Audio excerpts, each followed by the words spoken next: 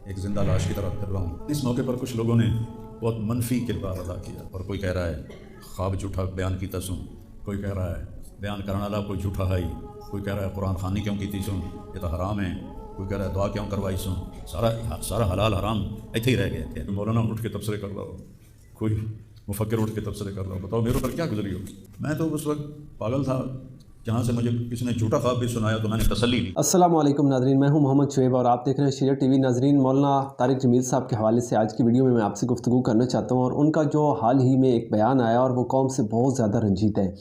اور انہوں نے اس بیان میں قوم کے نام جو ایک پیغام جاری کیا ہے، تو اس میں انہوں نے کہا گیا، سب سے پہلے تو مولانا صاحب نے کہا کہ میں ایک زندہ لاش کی طرف پھر رہا ہوں، ٹھیک ہے۔ انہوں نے اپنا دکھ بیان کیا، اپنا درد بیان کیا، اور انہوں نے کہا ہے کہ لوگ جو ہے میرے خلاف اور میرے بیٹے کے خلاف خاص طور پر جو ہے ایک منفی پروپیگنڈا کر رہے ہیں، اور مجھے یہ کہا جا رہا ہے کہ جی مولانا صاحب نے قرآن خوانی کیوں کی، مولانا صاحب نے ہاتھ اٹھا کر دعا کیوں مانگی، اور اس کے علاوہ مولانا صاحب ایسے لوگوں کے ساتھ اٹھے بیٹھے کیوں ہیں، اور یہ سارے کام مولانا صاحب کیوں کرتے رہے۔ لیکن مجھ سے کوئی نہیں پوچھتا کہ میری حالت اظہار کیا کہ میں نے ایک جوان بیٹے کی لاش اٹھائی، اور پھر شکوہ کیا ان علماء کرام کے اوپر بھی، اور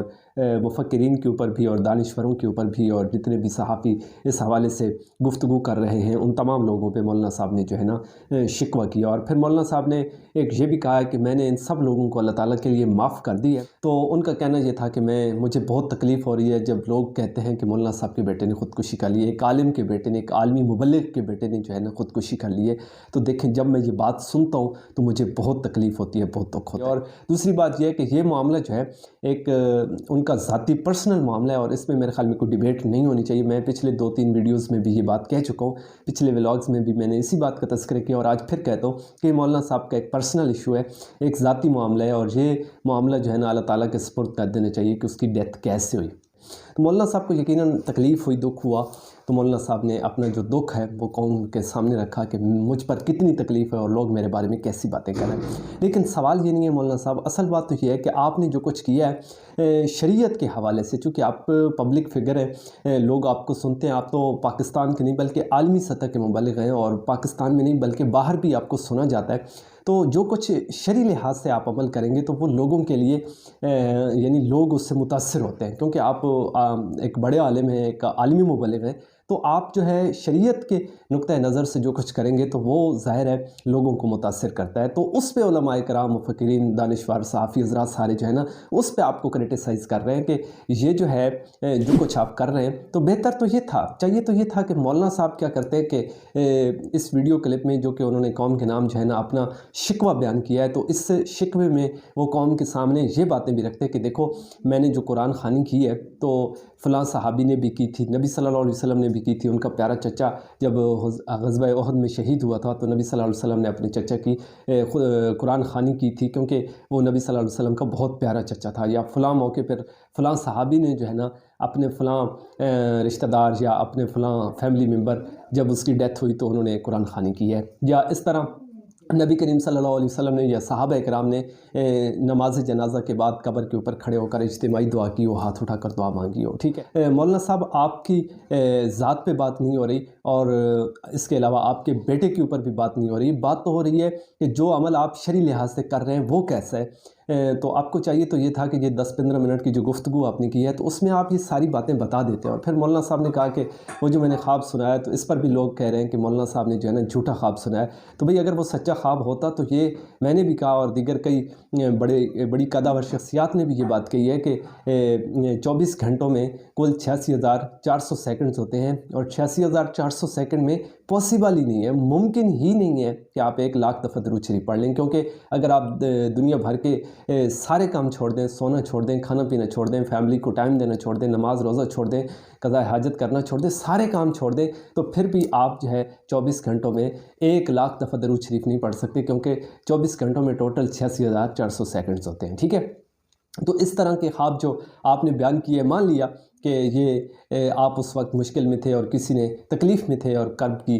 کیفیات آپ پہ طاری تھیں اور آپ کو کچھ سمجھ نہیں آ رہا تھا، تو لوگوں نے آپ کو جو ہے بتایا کہ اس طرح کا वाक़या हुआ है या इस तरह का फ़लाँ बंदे को ख्वाब है और आपने सुना दिया, मान लिया हो सकता है इस तरह हो, लेकिन आज तो फिर आपने नफ़ी फिर भी नहीं की, और जो अमल आपने किए हैं जिन पर उलमाए कराम ने आप पे एतराज़ किया है उनकी भी तरदीद नहीं की कि जी उस वक्त मैं कुछ ऐसी कैफ़ियत का शिकार था कि मेरे सामने जो है ना एक वही बेटा बार बार आ रहा था और मैं बहुत तकलीफ़ में था, तो मुझे पता नहीं चला कि मैं खिलाफ़ शरअ कोई काम कर रहा हूँ, तो अगर मुझसे हो गया है तो मैं उस पर तौबा करता हूँ, माफ़ी मांगता हूँ, माज़रत करता हूँ, ठीक है। तो आपने ऐसा कोई अमल नहीं किया, बल्कि आपने तो उल्टा लोगों को जिन्होंने आपको राह रास्त की तरफ लाने की कोशिश की और आपको आईना दिखाया, उन पे आप उल्टा एतराज़ कर रहे हैं कि इन्होंने कहा कि कुरान ख़वानी क्यों की है, इज्तिमाई दुआ क्यों की है और तीजा क्यों की है, और इसके अलावा जो है झूठा ख्वाब क्यों सुनाया और हलाल और हराम के किस्से मेरे बेटे की मौत पे सुनाने हैं। तो मैं मौलाना साहब आपकी खिदमत में बड़े अदब से ये बात रखना चाहूँगा कि देखो नबी करीम सल्लल्लाहु अलैहि वसल्लम के ऊपर भी तकलीफ़ आई, उनका बेटा भी उनकी आंखों के सामने फौत होता है, तो कितनी तकलीफ़ होती है प्यारे पैगम्बर सल्लल्लाहु अलैहि वसल्लम को। सूरज ग्रहण होता है तो लोग कहते हैं कि जी ये सूरज ग्रहण इस वजह से है कि नबी सल्लल्लाहु अलैहि वसल्लम के बेटा जो है वो इस दुनिया से चले गए हैं। तो नबी करीम सल्लल्लाहु अलैहि वसल्लम को तकलीफ़ थी, आप जो है ना परेशानी में मुब्तला थे, लेकिन नबी करीम सल्लल्लाहु अलैहि वसल्लम ने उधर भी शरीयत की बात की है कि देखो किसी के मरने या जीने से सूरज को या चाँद को ग्रहण नहीं लगता, ये तो अल्लाह ताला का एक निज़ाम है, तो लोगों को सही बात बताइए। तो ज़ाहिर है गम का मौका था, तकलीफ़ का मौका था, लेकिन शरीयत को नहीं छोड़ा जा सकता। तो देखें मैं आपको एक बात कहना चाहूँगा कि बिल्कुल जिस तरह आपके बेटे के हवाले से कोई बात करता है तो आपको तकलीफ़ होती है और आप शरई लिहाज से कोई गलत काम करते हैं, तो नबी करीम सल्लल्लाहु अलैहि वसल्लम को, प्यारे पैगम्बर सल्लल्लाहु अलैहि वसल्लम के असहाब को कितनी तकलीफ़ होती होगी कि जब खिलाफ़ शरअ काम होता है, उन्होंने कितनी मेहनतें की हैं, कितनी कुर्बानियाँ दी हैं, कितनी तकलीफ़ें बर्दाश्त की हैं, और उसके बाद जो है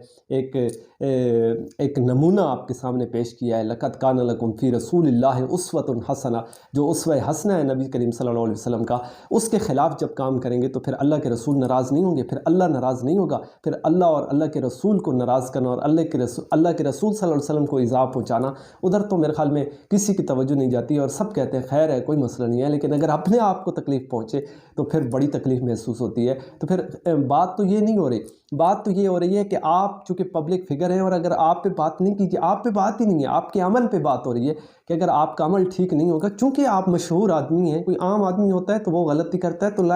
ज़ाहिर है लोग उससे इतना मुतासर नहीं होते जितना एक मशहूर आदमी कोई काम करता है, चाहे वो ठीक करता है, किसी पे तनकीद करता है या किसी की तारीफ़ करता है, कोई अच्छा काम करता है या बुरा काम करता है, वो लोगों को अफेक्ट करता है, लोगों पे असरअंदाज होता है। तो मसला ये है जी, जितने उलमाए कराम या मुफक्किरीन या दानिशवर या यूट्यूबर या सहाफ़ी या एंकर जो भी हैं, जिनको आप जो भी नाम देना चाहें, तो वो जो कुछ कह रहे हैं भाई वो सिर्फ इतना कह रहे हैं कि ये जो काम है खिलाफ़ शरअ है, खिलाफ़ शरअ है, खिलाफ़ शरअ है, ठीक है, शरीयत में इनका कोई सबूत नहीं। और बेहतर होता कि आप अपनी वीडियो क्लिप में ये बातें कौम के सामने रख देते कि ये सारे काम शरीयत मुताहरा से साबित है और फ़लाँ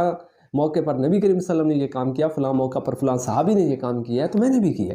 तो जब ये बातें साबित ही नहीं है, जब शरीयत की बात आएगी तो फिर तनकीद होगी, यकीनन होनी चाहिए। क्यों कि जब हज़रत उमर रज़ी अल्लाह ताला अन्हु से जब उन्होंने माल गनीमत तकसीम किया और उसके बाद आए तो उनका लिबास तैयार देखा जब लोगों ने, तो एक आदमी खड़ा हो गया, उसने सवाल किया कि जी जो माल हमें मिला है वो तो हम पे पूरा नहीं उतरता, यानी हमारा लिबास तो तैयार नहीं होता, लेकिन आपका लिबास कैसे बन गया है? हम उस वक्त तक आपका खुतबा नहीं सुनेंगे, आपकी बात नहीं सुनेंगे जब तक आप हमें इस बात का जवाब नहीं देंगे। फिर हज़रत उमर रज़ी अल्लाह ताला ने अपने बेटे की तरफ इशारा किया, वो खड़े हुए, उन्होंने कहा जी मैंने अपने हिस्से का जो कपड़ा था वो अपने बाप को दे दिया, तो फिर इनकी चादर बन गई, इनका लिबास तैयार हो गया। तो उन्होंने कहा जी आप बोलिए, आप इरशाद फरमाइए, सुनेंगे। कौन उमर? इतने रोब दबदबा वाला उमर, ये वो उमर है कि ज़मीन पर बोलता है तो अल्लाह आसमानों पे कुरान बना लेते हैं। तो ये वो उमर है जिसकी इतनी शान है, इतना मकाम है, इतना रुतबा है। उस उमर के सामने भी आदमी खड़ा होकर सवाल करता है और पूछता है भाई ये जो अमल आपने किया है इसके बारे में जब तक आप बताएंगे नहीं हम आपकी बात भी नहीं सुनेंगे। तो मौलाना साहब कौन होते हैं या हमारा पीर, हमारा बुजुर्ग कौन होता है कि जिस पे तनकीद ना हो सके? अंबिया पे तनकीद नहीं हो सकती, सहाबा इकराम पे तनकीद नहीं हो सकती, इसके अलावा सब पे हो सकती है। और फिर जो अच्छा काम करेगा उसको अप्रिशिएट करें, उसकी तारीफ़ करें, जो गलत काम करता है उस पर तनकीद करें, और यही असल है और यही हकीकत है। मेरी बातें सुनने का शुक्रिया। अपनी कीमती राय का इज़हार कमेंट्स बॉक्स में ज़रूर कीजिएगा। मुझे दीजिए इजाज़त, अपना ढेर सारा ख्याल रखिएगा। अल्लाह निगहबान।